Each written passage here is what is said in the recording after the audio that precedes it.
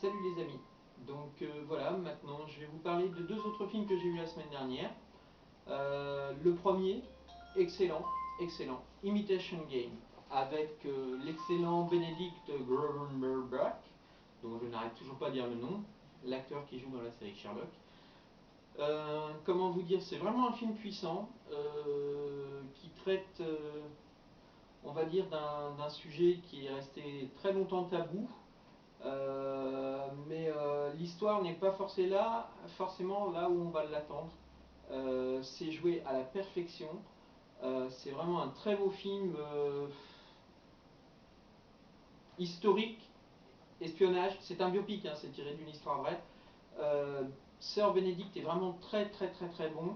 Ensuite, qu'est-ce que je peux vous dire sans vous dévoiler trop le film pour vous donner envie d'aller le voir.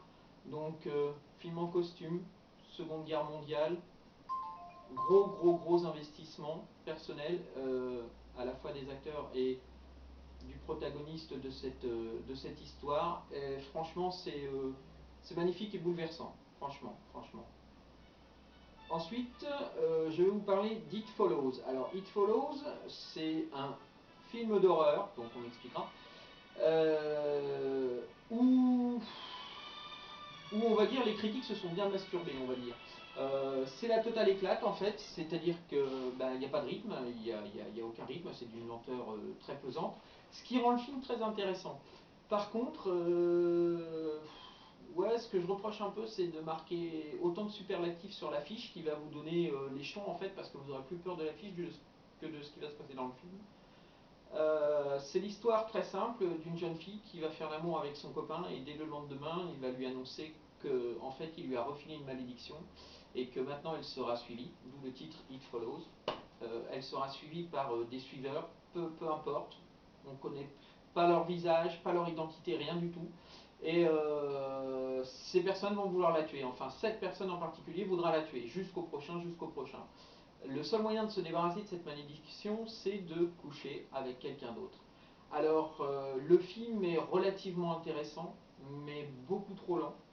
Ça ne fait pas peur du tout, ce n'est pas flippant du tout. Évidemment, on la rejoue le côté sexe maléfique, comment faire quand on est ado pour s'en sortir. Mais je dirais que, voilà, pour ceux qui aiment plus le fantastique que l'horreur, surtout vous fiez pas du tout à l'affiche parce que c'est une vraie connerie. Eh bien, allez voir It Follows, vous passerez un bon moment. Le pitch de départ est sympa, le final est sympa, mais c'est un petit peu comme Paranormal Activity, malgré que ce soit beaucoup mieux. C'est-à-dire qu'on attend plus et ça vient pas forcément. Donc voilà, c'était les deux films, c'était It Follows et Imitation Game. Je vous les conseille, je retourne au ciné la semaine prochaine, donc voilà, on se donne rendez-vous la semaine prochaine. Allez, ciao!